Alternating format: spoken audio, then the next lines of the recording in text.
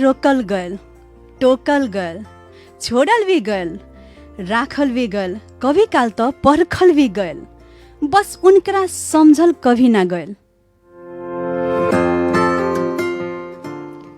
जी श्रोता मित्र, नारी के हर पाबंदी मर्यादा देखा के रोकल और टोकल गइल बा। बहु बेटी अपन हद में और अपन मर्यादा में रह के ही कौनो भी काम काज करे के चाही। अगर दुख भी बात सहन करके घुट घुट के रह के भी जिए के चाही। माकिर आवाज ना उठाए के चाही। अगर आवाज उठाइयन त मर्यादा के पालन नइखे होत आ असंस्कारी के नाम भी मिल जाला। नारी जब तक अपने के अत्याचार सहियन त सह के राखल जइयन त चाहे उ नारी अत्याचार से खुद के ही मार के ना 10 तब तक सही बा, पर तनका अपन हद खातिर आवाज उठाइयन त मत पूछी 10 गो बहाना निकाल के छोड़ल भी गइल बा। का हर फर्ज नारी के ही रहेला? फर्ज त उ हर इंसान के बा जौन ई दुनिया में जन्म लेले बा, चाहे उ महिला होकस या पुरुष। फर्ज देखावे वाला कभी काल खुद के भी देखी कि हमर फर्ज का ह। कभी काल खुद के भी देखे के चाहे। अगर सबके हो आपन आपन फर्ज के समझियन त शायद कौनो घर में हिंसा ना बढ़ी।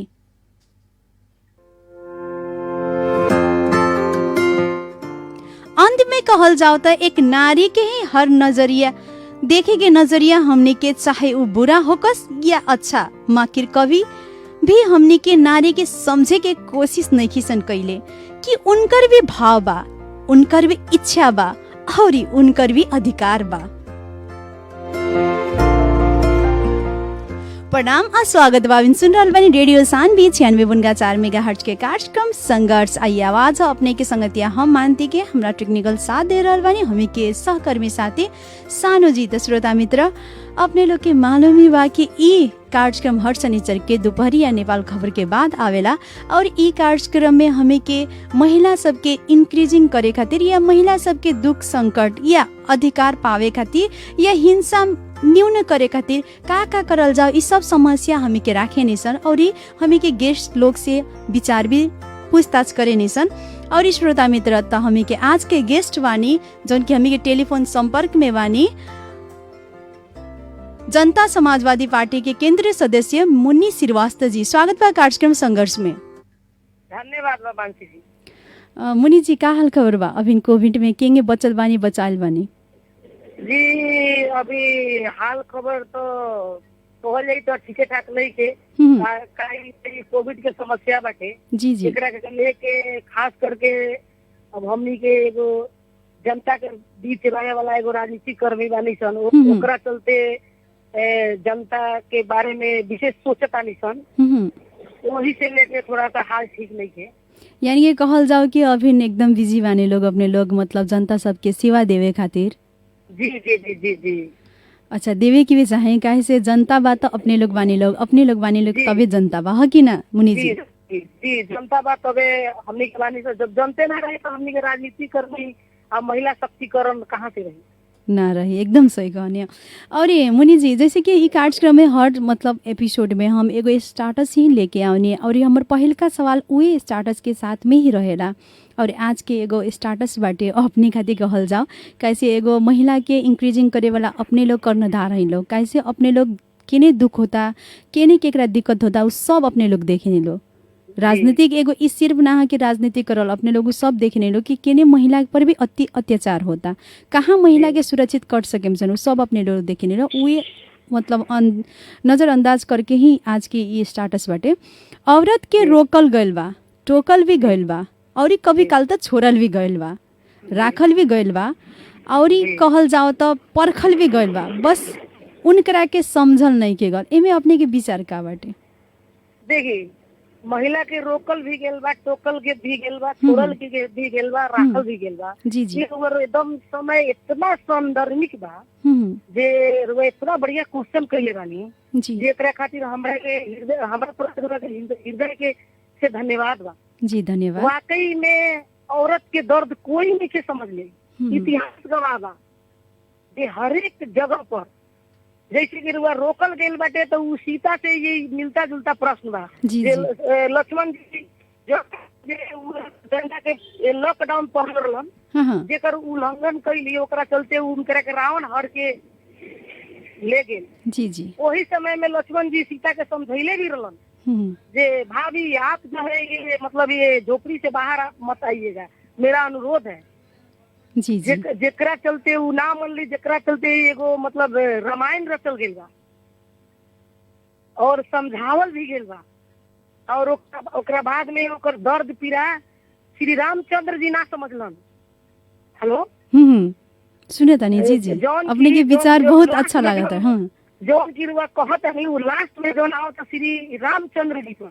जी जी जी ये मतलब औरत जौन भी कोनो कुछ में के और इतिहास में बा, रामायण महाभारत में बा, जौन की श्री रामचंद्र जी एगो धोबी के बात मतलब सुन के सही कहनी सुन के और जौन की बनवास पेट में बच्चा सहित भेज देलन, उहे से जुड़ल ई प्रश्न बा जे औरत के कोई दर्द आज तक ले कोई ना समझ सकल जे हाँ वो औरत कितना पवित्र बा और कितना स्वच्छ बा, जेकर चलते सीता के अग्नि परीक्षा भी देवे के पड़ल। परखल भी गल, फिर भी वो परख के भी दोसर कोने के बात के एक धोबी के बात सुन के राम जी उ टाइम जबकि कहल जा कि सीता एक पवित्र रलियन, शक्ति रलियन, फिर भी सीता के तो त्याग कर देनी राम जी सिर्फ दोसर कोने के बात सुन के। तो ऐसा तो कितना सीता मतलब ई मदेश में, ई देश में, इतिहास में बा। जी जी। पुरुष देश प्रधान बा, समझ नहीं आंसी जी। आज भी महिला पीड़ा में बा, आज भी महिला पीड़ा में बैठे, आज भी महिला के आंख में आंसू बा, महिला हिंसा के शिकार बा। मधेश आंदोलन के जौन बा उपलब्धि बाटे उनकी आज महिला कम से कम अपन आवाज उठावे लागल बा और अपन आवाज जन जन में पहुंचावे लागल बा। इससे महिला अपन पहचान भी ना जानत रहे, वो अपन पति के नाम से जाना जात रहे, वो अपना सास ससुर के नाम से जाना जात रहे। जो मतलब क्या कहल जाला मालपोत में जौन कागज रहे जी जी वो पढ़े के भी क्षमता ना रहे, सिर्फ जो पुरुष महिला के नाम से लाल पुर्जा रहे, लेकिन सिर्फ महिला अंगूठा लगावत रहे और अंगूठा लगा के ही बेच देवल जात रहे, ओकरा मालूम तक में ना चलत रहे, ओकरा नाम पर बैंक बनत कितना बा वो भी मालूम ना रहत रहे। व्यापार तो होत रहे उनकरे नाम पर, महिला के नाम पर व्यापार का बा वो भी ना होत रहे। छूट बा। जी जी जी।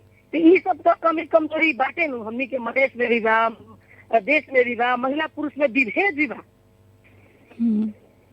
जी एकदम सही कहनी, एकदम अपने मतलब ये जौन विचार अपने रखनी है जौन की हमें ये कहल जा कि पूर्व काल से लेके अभिन 21वीं शताब्दी के भी बात अपने रख देनी। काहे से पहला जब सीता के उतना अग्नि परीक्षा दे के भी राम जी ना रखनी छोड़ देनी, तो आजकल तो इतनी बात की भी इश्यू होता है कि ना। जी बात बताया था नहीं पहले, वो समय में सीता रही लेकिन इस समय में मुनि बड़ी, ये भी याद कर ली मानसी जी। जी जी सीता के अग्नि परीक्षा देवे के पड़ल, लेकिन हमरा इस हजार मुनि पैदा कर दी जे पुरुष के अग्नि परीक्षा देवे के पड़ी। सच बानी हमेशा महिला ही पीड़ा में ना रही। जी जी। अब महिला शिक्षित हो गल बा, अब महिला अपन अधिकार खोजे लागल बा, हर एक निकाय में, 2 नंबर प्रदेश में, केंद्र में, नगर पालिका में, वार्ड में, हर एक जगह जन की महिला अब सक्रिय भेल जाता है। ओकरा मालूम बा जे हमारा अधिकार का बा। पहले का बात नहीं किया, पहला महिला उतना शिक्षित ना रहे, अब एकदम शिक्षित हो गल बा। वो अपन योग्यता, अपन क्षमता, अपन अधिकार ओकरा मालूम बा जे हमार घर में का दायरा बा, हमारे सास ससुर लगे का दायरा बा, पति लगे का दायरा बा, हमारे समाज में का दायरा बा, हमारे मधेश में का दायरा बा और देश में का दायरा बा। मानसी जी जी जी एकदम सही कहनी। हमें जाने नहीं सन, सब करे नहीं सन, फिर भी कभी काल मुनि जी अपने देखो तो हम समाज में कि मतलब जितना कैला के बाद भी हर बहाना देखा के कोनो मतलब नीच ऊंच सब चीज देखा के या मतलब मर्यादा में रहे के चाहे, बेटी जात के बोले के ना चाहे, आवाज उठे तो उनका असंस्कारी रूप में मतलब हमें के समाजे देखे नहीं सन या हमें के खुद देखे नहीं सन। तो ये सब विचार के अपने का कहे के चाहे रेडियो मार्फत। एगो बात जान ले मानसी जी, कमा आदमी की जिंदगी जी दूसरे के बुराई करत में ही बीत जाला। जी जी एकदम सही। एकदम अच्छा आदमी के सोच एकदम अच्छा होखेला। अब परिवर्तन मतलब जीवन के एगो अच्छा संदेश है, परिवर्तन करे के चाहिए। हमेशा का हमनी के बेटी घर में ही दबल रही का बेटी हमेशा खराबे होखेला। आज भी और बेटा और बेटी में मतलब दायरा समझे वाला के हमर चेतावनी बा। ये जौन बेटा के लोग जगह जमीन घर द्वार लाल पुर्जा सब नाम पे दे देता, लेकिन उहे बेटा बुढ़ारी में जब शादी बेटा का जब शादी हो जाता तो अपना मतलब पत्नी के लेके अलग हो जाता, माँ बाप के सेवा नहीं के करत। लेकिन उहे बेटी पराया धन होके भी मातारी की सेवा करता, अपना लगे रखता और माता पिता के भगवान के दर्जा दिले बा। तो ई बताइए जे बेटी बढ़िया बा कि बेटा बढ़िया बा? एकदम बेटा और बेटी दोनों के जरूरी बा, लेकिन संस्कार भी दोनों के बराबर देवल जरूरी बा, शिक्षा भी दोनों के देवल एकदम जरूरी बा। कैसे बेटा अगर कमा के खिया सकता तो बेटी काहे नहीं के कमा के खिया सकत? आज देश के राष्ट्रपति महिला बा, जी जी हर एक निकाय में मंत्री महिला बा, हर एक निकाय में महिला उप मेयर बा, मेयर बा। जी जी महिला में भी तो क्षमता कुछ कर दिखावे के। का महिला का सिर्फ बच्चा पैदा करे के ही अधिकार बा? का महिला का सिर्फ खाना ही बनाए के अधिकार बा? सिर्फ महिला के बनाए के अधिकार बा? कि ओकरे अलग और भी दुनिया बा। ओकरा भी पति के कदम में कदम मिला के चले के चाहिए, ओकरा भी घर द्वार सबके लेके चले के चाहिए, समाज के लेके चले के चाहिए, देश के लेके चले के चाहिए, अपन संस्कार के लेके चले के चाहिए। मानसी जी एकदम सही कहने काहे से अपने वो मौका देवे के पड़ल। अब हमी के कहे नहीं सन कि हाँ बेटी का कर पैन या बहू का कर पैन काहे बाहर जाए, हमी के इतना संपत्ति बढ़ले बा, काम करल का जरूरी बा। ऐसा ऐसा हमी के सोच से ही हमी के बेटी हो को या बहू हो को दबल बानी। देखिए मानसी जी का होखेला जे कोई मौका देवेला ना मौका छीन लियाला। जी जब जी तक अपन घर में कहें जे हमरा हर चीज की आवश्यकता बा तब तक कोई ना दे। हमेशा मधेश आंदोलन कैनी सन, जी जी पढ़नी सन, आज महिला के 50% अधिकार मिले लेकिन कागज में सीमित रह गई। उद्देश्य से दे आंदोलन करे चलते महिला हरेक निकाय में चाहिए उठाए तो महिला के कमजोर समझे वाला लोग का हमारा चेतावनी बा में महिला एकदम अनिवार्य होके के पड़ी। ऐसे जो महिला अब कागज तक सीमित ना रही ओकर और भी आगे ओकर अधिकार बा। जी जी एकदम सही कहनी। कैसे महिला अब पुरुष हमी के कहे नहीं सन के बराबर बा, पर हमी के ना लागेला कि बराबरी मिलेला। बराबर तो बा, कदम के कदम चल मिला के चल सकियन, पर बराबरी कहूँ देवल ना जला। देखिए मानसी जी जी जी चाणक्य नीति की किताब शायद अध्ययन कैले हो, चाहे बहुत लोग सुनत हुई, वो लोग भी अध्ययन कैले हुई। चाणक्य नीति में पुरुष से 20 गुना क्षमता महिला के जाता बा। काम करे के कैपेसिटी, घर चलावे के कैपेसिटी, देश चलावे के कैपेसिटी, दिमाग चलावे के कैपेसिटी, सहनशीलता सब। जी जी जी सहनशीलता भी, सहनशीलता में भी। लेकिन मालूम बा लिखल बा जे औरत महिला के नाक देला के कारण, हाथ में चूड़ी पहनला के कारण, मांग में सिंदूर भरला के कारण, गला में सूट पहनला के कारण उनकर हरेक मर्यादा के दबावल गए। जेकरे चलते उनका मालूम बा जे हम केकर बेटी बानी और केकर पत्नी बानी। उहे मर्यादा के दर्जा में उनका रहे के बा और दू घर के मर्यादा ही लेके उनका चले के बा। तो पुरुष से कोनो एक उंगल में महिला कम नहीं थी। एकदम सही करें। केहू कौनो चीज में कम नहीं के, बराबरी तो एकदम बाटे, पर बराबरी मिले ना।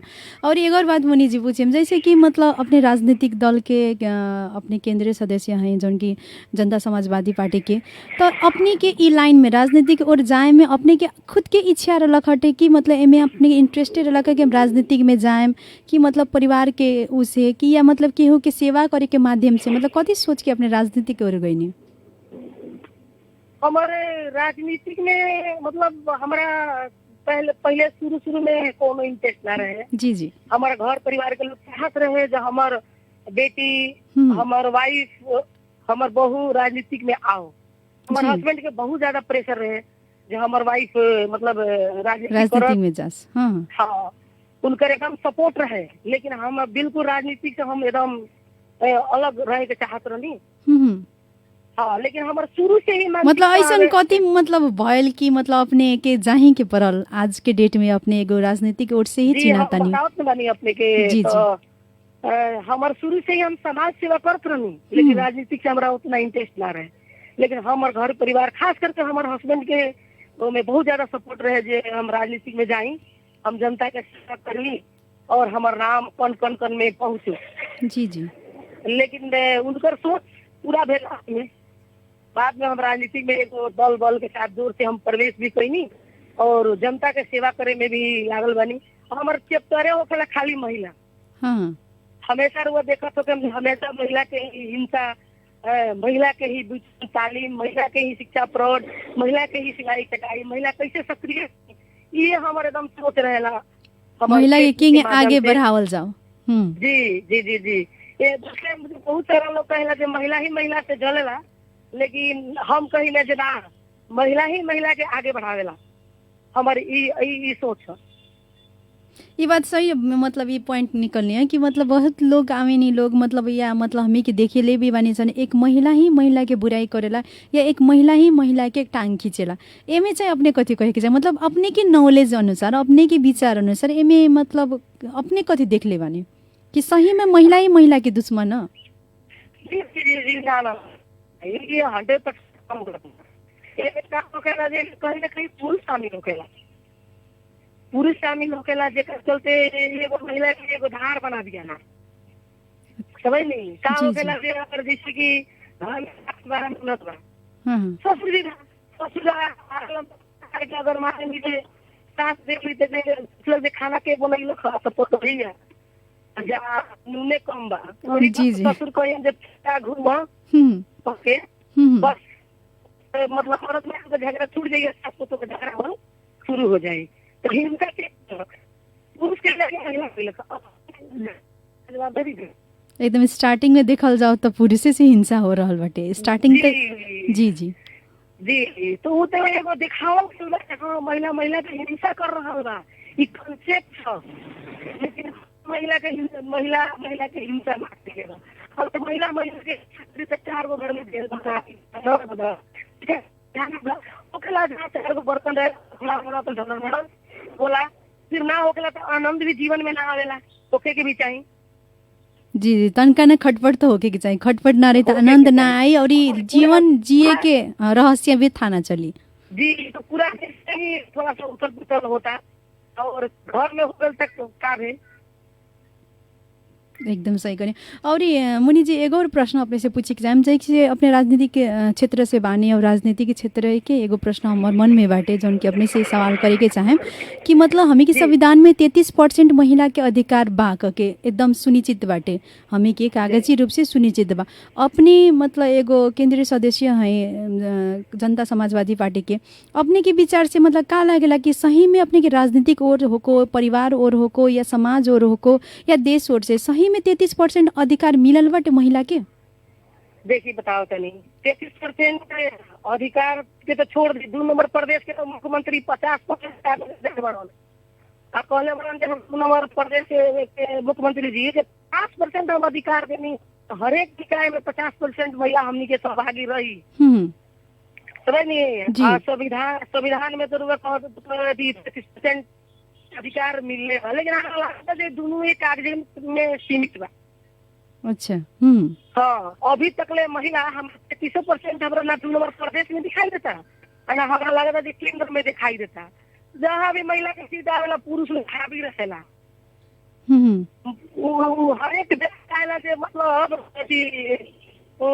हम ही आगे रहे का महिला मेयर के चुनाव नहीं लड़ सकत, महिला में क्षमता नहीं के, लेकिन महिला के 4 के उप मेयर ले आ दिया, वार्ड से वो नापा सब मिल जाला का महिला 2 नंबर प्रदेश के या कोनो प्रदेश के मुख्यमंत्री नहीं बन सकत, लेकिन ओकरा के राज्य मंत्री में लेके झाड़ दिया। महिला के लोग कहेला गृह मंत्री, लेकिन देखा था कि अभी तक पूरा नेपाल भर में एको गो महिला गृह मंत्री ना बनल। सही एकदम गृह मंत्री बन के रह गई, बताई इतना बड़का जबकि दुर्भाग्य के बात बा ई। काबिलियत रहेला उ लड़ाई करे खातिर फिर भी मतलब उ पोस्ट ना मिलेला। रउआ का कहत जे घर में से निकलते मतलब मोर भी चुप करा देवला है, चुप ज्यादा नहीं के बोले के, जी जी उहे से शुरुआत हो जाला। दबाए के। क्या करें? हम्म। अरे ओकरा भी बाल बच्चा बा, परिवार बा, समाज बा। अगर मान लेनी घर परिवार छोड़ के चल दो, समाज का कही, समाज का कही तो देश का कही। उस संस्कार से, रीति और रिवाज और संस्कार से जुड़ल महिला बा नु, ओकरा सब लेके चले के बा नु। ओकरा संगे दू जगह के मर्यादा भी बा, ओकर भी पालन करे के बा। जी जी। हम्म। जी बोले मानसी जी। वो कारण भी मतलब अभी भी अपने के विचार से सही में नहीं खे मिलल। और ये मतलब ये प्रश्न संगे हम एक और प्रश्न जोड़े के चाहेम, जैसे अपने भी मतलब बानी राजनीतिक में, तो ऐसा अपने लोग के कब फील भइल बा कि ना कि सही में हम दब के बानी, हमरा जौन मतलब हमरा पद मिलल है, पद के यूटिलाइज करे नहीं की सकत, कब फील भइल बा कि ना? ना ना ना ना ना, एगो बात बताओ तनी मानसी जी, हमरा कभी फील ना भेले से जे हम आज भी अपने में दम रखते हैं और होश उड़ जाती है पुरुष लोग के साथ हम कदम रखते हैं। हाँ, हम ऐसा जज्बात होके के चाहिए। हाँ, वो में हम महिला नहीं की हमरा कोई दबा दी, हमरा में काटी नहीं के, क्वालिटी नहीं के, क्वांटिटी नहीं के, कि बोले क्षमता नहीं के, चलने की शक्ति नहीं के, नहीं के हमरा कोई दबा दी। हम पुरुष लोग के दबा दी, हम पुरुष लोग के दबा के रखी, हम क्या दब के रहे? हम पढ़ल लिखल नहीं, हम वर्क करीने, हम जॉब करीने, हम जनता के सेवा करीने, जनता के बीच में बानी, हम महिला के बीच में बानी, महिला के अधिकार खातिर हमेशा लड़ता नहीं। तो हम क्या दब के रहे? हमारा जे जौन इंसान गलती है ना वो दब के रहेगा, जेकरा में ना रहे दबा के रखेला। समझ नहीं? जी जी एकदम सही कहनी है। कैसे खुद में जब क्वालिटी रही, क्वांटिटी रही, तो काहे के करे से कम बानी, है कि ना? कैसे अपने अगाड़ी ही कहनी है कि हक मांगल ना जाला, हक कबो काल छीने के भी पड़ेला, कि लिया के थरिया में परोस के ना देवेला, ओकरा खातिर अपनो लड़े के पड़ेला, है कि ना? और एक और बात पूछे के चाहे मुनि जी, जैसे कि मतलब हर एक मतलब इंसान में संघर्ष बा, बिना संघर्ष के जीवन व्यर्थ बा, हमी के कहे निसन या कहावत में बा। तो अपने के जीवन में कबो ऐसन पल या ऐसन क्षण कोनो संघर्ष के चीज पावे खातिर भइल बा कि ना? तनका हमर रेडियो सानवी के जितना सुन रहल श्रोता मित्र बानी उ लोग मतलब इंटरेस्ट में बानी लग कि हाँ मुनि जी के कोनो ऐसन संघर्ष बा कि ना? एगो बात बताई जी, ई बात रउआ कहत रहे कि हमरा आंख में आंसू आ जाता है। जे पूरा जीवन ही हमर संघर्ष में भी गुजरल बा और पूरा जनता के मालूम बा। जी जी, जीवन की हमर समाज के संघर्ष अभी तक संघर्ष में चल बाटे। एगो बात बाटे मानसी जी, जे इंसान संघर्ष करेला ओकरे नाम देश या दुनिया बनेला। बिना संघर्ष के इंसान न चमकेला और बिना कुछ कइले ओकर ना होकेला। इसलिए जे संघर्ष ही सब जीवन में, संघर्ष बिना तो इंसान कुछ भी। जब इंसान के जीवन में संघर्ष ना आई तो ओकर महत्व, आग पानी, बरसात, धूप छाव के तो ओकरा मान में ना रही, ओकरा जानकारी ना रही जे हम का कइनी, का बनैनी, का कइनी। ओकर सिर्फ अगर कमा के ले आ देला, बनावे के बा, खिलावे के बाटे, घर में ही सीमित रह जाई। जिंदगी में संघर्ष आवेला तो बहुत कुछ दिखा देला है। मास्टर जी हमर जीवन में हम झूठ ना बोले से पूरा संघर्ष से भरल बा, अभी संघर्ष बा, हमर संघर्ष भी जारी है। उहे तो कहनी है, जैसे संघर्ष बिना जीवन भी व्यर्थ बाटे, वैसे संघर्ष से ही आज अपने ई डेट में पहुंचल बानी, यहाँ पहुंचल बानी कि अपने के विचार भी पूरा मतलब हमें के रेडियो सानवी से जा रहल बाटे। फिर भी एगो क्षणिक होकरा नमुनी जी कि मतलब एक क्षणिक के हमी के भूल ना पाए निसन, कोनो चीज पावे खातिर उ क्षणिक होकरा के हमी के भूल ना पाए निसन। जे कहनी हमर आँख भर आंसू आगल, कोनो क्षणिक तो अपने समझ याद कैले होके, तो उहे हमी के मतलब इच्छा बाटे कि अपने से सुने के चाहेम सन कि जैसे ये कार्यक्रम संघर्ष, नामे संघर्ष है कार्यक्रम के, तो क्षणिक तनका छोट मीट तो हो कि न जन के हमी के शेयर कर सके अपने। देखिए हमार बाल बच्चा बहुत छोट रहे जी। एगो राजनीतिक मुद्दा में हमार हस्बैंड जेल में बंद हो गए जी जी, ओकरा हम हाउस वाइफ रहनी, जेकरा चलते हमारा देश दुनिया मालूम ना रहे और हम नौकरी के तलाश में हम घर घर से निकल के भटकल शुरू रहनी जी जी, जेकरा चलते हमरा ना नौकरी मिले ना कुछ मिले। हमारे बच्चा सब लमसम 5-6 बरस के 7 बरस तो होइए सन ना, हमरा मतलब का कहीं डिग्री रहते हुए भी हमरा ना नौकरी मिले।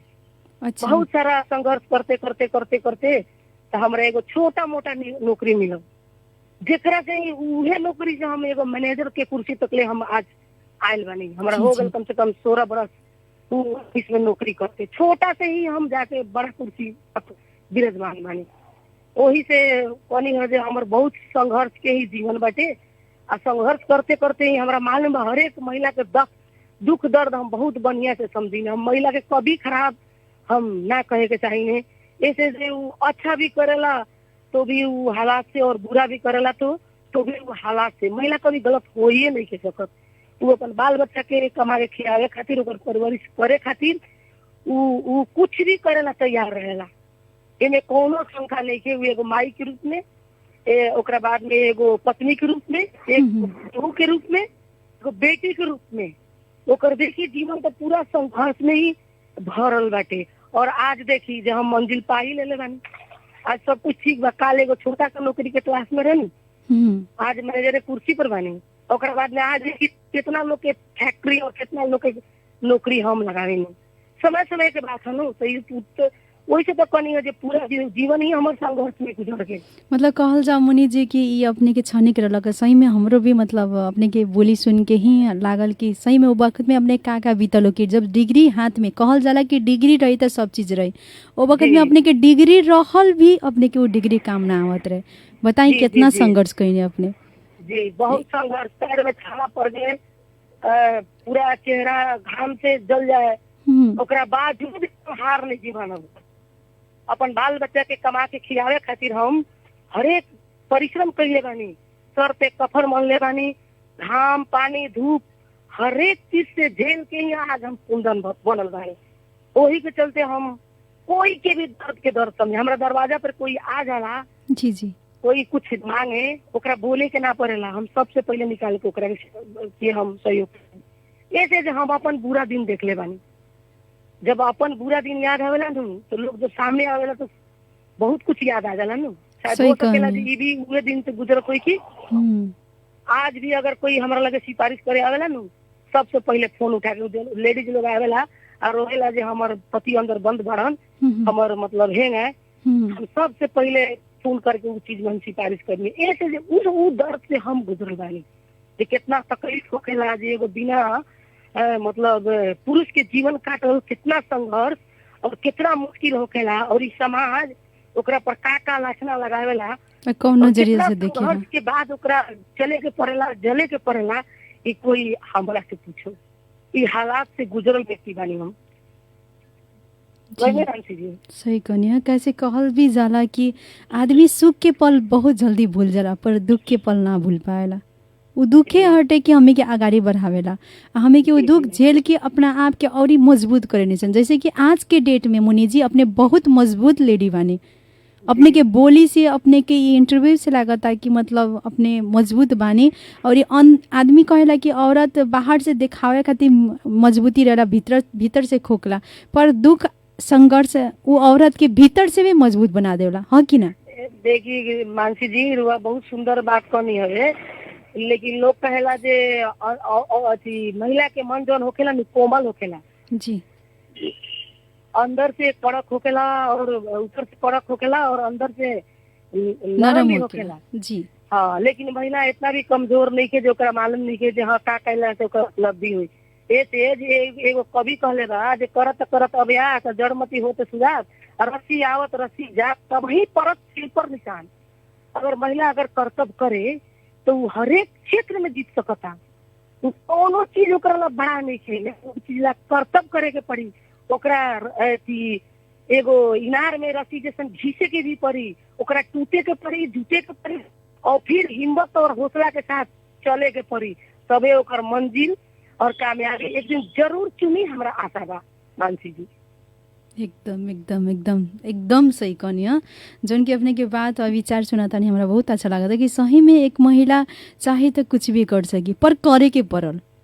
इना हाथ में हाथ धके कि हमरा सब चीज हमरे लगे आके मिल जाओ। और कहल जाला न जे आगाड़ी बढ़ेला, जौन ऊंचाई के कदम चुमेला ओकर टांग खींचे वाला तो बहुत निकलेला। चाहे वो लालचन होको, चाहे बुराई होको, चाहे बात कट्टी होको, ये सब तो होकबे करेला। ये तो हमी के समाज में कहल जाओ कि नॉर्मल बात बाटे। ये जौन इंसान आगे बढ़ता ओकर टांग खींचल तो शुरुआते से बनल बा। कहल एक जाओ बात कि और एगो हमनी के मानसी जी ना, संस्कारी परंपरा ही कहल जाओ। एक बात में मानसी जी, जी जी। ई बात से अपने के बहुत सहमत बनी जे टांग खींचे वाला के भी धन्यवाद ना। हाँ हाँ। एक चीज अगर उ टांग ना खींचे तो हमनी के ऊंचाई पर जान भी ना, वो भी चाहिए जिंदगी में। हम्म।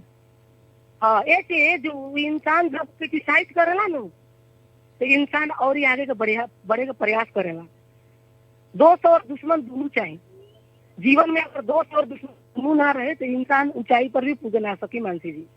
दोनों के भूमिका बराबर बा। एकदम सही करें। और ये एगो अंतिम में एगो और प्रश्न पूछे के हम, जैसे कि अपने एगो मतलब विवाहित महिला बानी, अपने के नैहर से लेके ससुराल तक लेके अवधि चाहे कैसन बल तनका छोट मीट मतलब होकेला न कि मतलब नैहर में हम हेंगे रहनी, ससुराल में हेंगे रहनी, अपने के अवधि चाहे कैसन बल? देखिए बता, नैहर में तो हमारा बहुत अच्छा भूमिका रहे। हम एगो डॉक्टर के बेटी बनी जी जी। और बहुत लाड प्यार से पढ़ल नैहर बनी। चाहे कहाँ रहलक हो मुनि जी अपने के, कहाँ से हमार बानी? नैहर हुए बीरता बा, बीरता चौक। जी जी। जी। और बहुत मतलब एगो राजकुमार जैसन पोसाइल पलार बानी। खास परिवार के हम एगो लड़की बानी। जी जी। और वह मालूम बा जे हमनी में पढ़ाई करत में ही बीत जाला समय। हाँ हाँ। और 3 गो बहन और 2 भाई बानी सन। और सबसे छोट हम बानी। बहुत लाड प्यार और माया से हमर मम्मी हमरा के पल्ले पोसले बाड़ी। और कभी अभी मतलब हमरा चेहरा पर शिकन तकले ना आवे देली। और जब देख लीजिए बेटी के जीवन में संघर्ष आए तो सबसे ज्यादा हमारा माँ के ही आंख में आंसू आए। जे जौन बेटी के हम घाम में ना चले देनी या जौन बेटी के इतना अच्छा से रखनी, उहे बेटी के ही इतना संघर्ष आए। हम अपना मम्मी से कहनी जे माँ, जन्म रोवा देले बानी लेकिन कर्म ऊपर वाला लिखले बना। जौन हमारा नसीब में लिखल हुई उहे हुई। और रहल बात बटे ससुराल तक, तो हमार हस्बैंड एगो अलीगढ़ यूनिवर्सिटी के सिविल इंजीनियर रहलन। जी जी। हेलो। जी जी। और हमार अलीगढ़ यूनिवर्सिटी जी घर बा। बहुत वीआईपी फैमिली से बानी हम जी। ससुराल पक्ष में बहुत वीआईपी बा। एमे कोनो दू मत नहीं है। जितना भी लोग सुनता उ लोग के मालूम बाटे जे हमारा घर में डॉक्टर इंजीनियर ऐसे कम लेवल के लोग नहीं है। हमारे ससुर भी एगो बहुत बड़ा डॉक्टर बड़ा, जौन की अलीगढ़ यूनिवर्सिटी के हमार पूरा परिवार यूनिवर्सिटी से पूरा जुड़ल बाटे। ससुराल पक्ष भी हमारे एकदम मायालु बाटे। बहुत बढ़िया हमारा परिवार मिलल बा। सबसे अच्छा हमार जे भी बड़ा हमार हस्बैंड कोनो परेशानी में पड़ गए बा, उ बात अलग बा। लेकिन उनका माया प्रेम और उनका समर्थन में कोनो प्रश्न हम नहीं उठा सकत। जी जी। जी। मतलब सपोर्ट अपने के मिलल बा कि मतलब एगो होकलानो के घर से ही कहला कि औरत होके काहे का इतना संपत्ति बोलो जे अपने कनी एगो अच्छा फैमिली से बिलोंग अपने करेनी, तो उ मतलब कहल जाला न कि तू बहू होके काहे निकलबो, काहे काम काज करे जइबू, इतना संपत्ति बोले भाई संपत्ति का हो की। हमरा तो लागत है जे हमरा माँ से बेसी हमर सास हमरा के मानेली। जी। हमरा लागत है जे मम्मी से ज्यादा हमरा के हमर सास मानेली। आज भी उ उतने माया करेली। कोनो पर्दा नहीं है, कोनो कुछ नहीं है, कोनो वेशभूषा नहीं है। उनका जौन रूप में बानी वो रूप में सीधे कहली हमार बेटी बहुत सीधा है। हिंदी में बात करेली सीधे कहली मेरी बहू बहुत अच्छी है। और बहू नहीं बेटी है और बहुत सीधी है। उसको दुनिया से उतना मतलब अलग किस्म की है और सीधी शादी है करके। यानी कि मतलब घर में ऐसा कौनो पाबंदी नहीं के कि हमी के ढेर संपत्ति बाई संपत्ति का हो कि बिहान बेला बहुत हमी के घर में समाज में ई बात ही निकलेला। ना ऐसा हमनी के परिवार में सब एजुकेटेड फैमिली बा, पढ़ल लिखल बा। कोनो ऐसा टाइप के देवरानी जेठानी में भी ऐसा कोई बात नहीं है। काहे तो हमार हस्बैंड भी 6 भाई और 5 बहन रहे। भाई बहन के परिवार बा, बहुत बड़ा फैमिली से हमनी के बिलोंग करी। ऐसा कोनो बात नहीं है। हमनी के एकदम प्रेम भाव बा। और सास ससुर मतलब देवर होना सबके बहुत अच्छा सपोर्ट बा। जैसे कि अपने कहने है कि संयुक्त फैमिली से हम बिलोंग करेनी, बहुत बड़का फैमिली बाटे, तो अपने के नजर में एकल परिवार अच्छा कि संयुक्त परिवार अच्छा? जैसे अपने झेलले बानी, बैठल बानी, प्रेम माया सब पहले बानी, मतलब कति ठीक बाटे? हमी के एकल परिवार में ही रहल ठीक बाटे कि संयुक्त परिवार में रहल ठीक बा? ना संयुक्त परिवार ठीक है। एकल परिवार में इंसान रात के रोएला तो कोई चुप रहे वाला भी ना रहेला। जी जी जी। हाँ। और संयुक्त परिवार में कहा होखेला लड़ाई झगड़ा तो होखेला, लेकिन एक दूसरे के सपोर्ट रहेला। आज मान लेनी जी एगो भाई की इनकम का जरिया नहीं के तो दूसर भाई की इनकम का जरिया बा। वो का होखेला जे सपोर्ट करे। आज कुछ भी बाटे हमारा हस्बैंड के मतलब इनकम के जरिया नहीं के, तो हमारे देवर लोग के इनकम के जरिया बा, तो उ लोग भी कहीं ना कहीं सपोर्ट करेला नु। ज्वाइंट फैमिली सबसे अच्छा होकेला, एकल फैमिली कोई फैमिली ना हो। हमरा ई संपूर्ण जितना भी जनता भी महिला और हमार दीदी बहनी भाई बहन लोग सुनत हुई, ओकरा से आग्रह बाटे कभी भी घर परिवार मिल के ही चले हम लोगन। जब मुसीबत के समय आवेला तो अपन ही साथ देवेला। जी जी सही कहनी जी। कैसे जब मुसीबत आवेला तो हमें के कहीं नहीं पराया पर पराया पराया होकेला और आपन अपने होकेला। अपने तो अपने होते हैं। सही कहनी गाना भी बाटे, ये गाना के भी जी, हमें जी। के पूछ सके सन, गाना सुन के भी हमें के महसूस करे नहीं सन कि सही जी। में अपने अपने ही होतेला। और जी, ये एक और जी। बात अपने से पूछे कि हम जैसे कि रेडियो सानवी से अपने के लाइव विचार जा रहल बाटे, हमें के जितना सुन रहल रेडियो सानवी हमार श्रोता मित्र बाने लोग, अंतिम में उस श्रोता मित्र के अपने कथी कहे के चाहे अपने के खुद पर्सनल ओर से? जी, सबसे पहले तो हम संपूर्ण जितना श्रोता लोग के बाटे ओकरा के हम धन्यवाद देवे के चाहे जे ई कार्यक्रम में अपन कीमती वक्त दे के सुनलक लोग हमार ई इंटरव्यू के। एकरा खातिर हमार हृदय से उन लोग के धन्यवाद बा। और इहे लास्ट में कहे के चाहे जे बेटा और बेटी में फर्क ना समझी लोगन। बेटी के भी पढ़ाए लिखाए पैर पढ़ाए खाना कराए तो उ भी वो लोग के नाम रोशन करी और हर एक क्षेत्र में गाड़ी बढ़ी और देश में सीधी हुई और घर परिवार भी मिला जुला के चली सब कुछ ले। ओकरा बाद में मतलब कि उन लोग से हम निवेदन भी करें जे रउआ लोगन फैमिली जौन संयुक्त परिवार बाटे उ मिलजुल के रही लोगन और एकता में ही शक्ति है। एक मतलब अकेला उंगली कुछ भी नहीं कर सकत, मुट्ठी ही सबसे बड़ा शक्ति है। ये कहते हुए हम उन लोग के धन्यवाद देवे के चाहें। जी और एगो अंतिम कहल जाओ एकदम अंतिम में जन कि हमें के हिंसा के वही वर्ष से बात कर रहे हैं अपने के विचार में छोटा मीट ई हिंसा खत्म करे खातिर कथी करल जाओ हमें के समाज में? जी कथी एक बार जैसे कि हमें के ओबरा भी बात करनी सन महिला जौन हिंसा बा ई हिंसा खत्म करे खातिर हमें के समाज में कथी करल जाए कि न्यूनीकरण हो की? सबसे पहले सोच में परिवर्तन करे के पड़ी। जब तक ले सोच में परिवर्तन ना हुई तो ले हिंसा खत्म ना हुई। इसलिए हमनी के मन में ही विभेदवादी बेटा बा बेटी बा। पुरुष लोग के का बाटे जे अगर महिला अगर छोट कपड़ा पहना ताटे तो ओकरा पर भी थोड़ा सा देखे के दृष्टिकोण अलग बा, समाज के भी देखे के दृष्टिकोण अलग बा, जेकरा चलते हिंसा के शिकार होता। और घर में भी बाटे सास ननद बाटे मतलब पति पत्नी बा ओकरा में भी सुधार करे के जरूरत बाटे। जे महिला और पुरुष एगो गाड़ी के दूगो चक्का बा, दोनों बराबर पार्ट बा।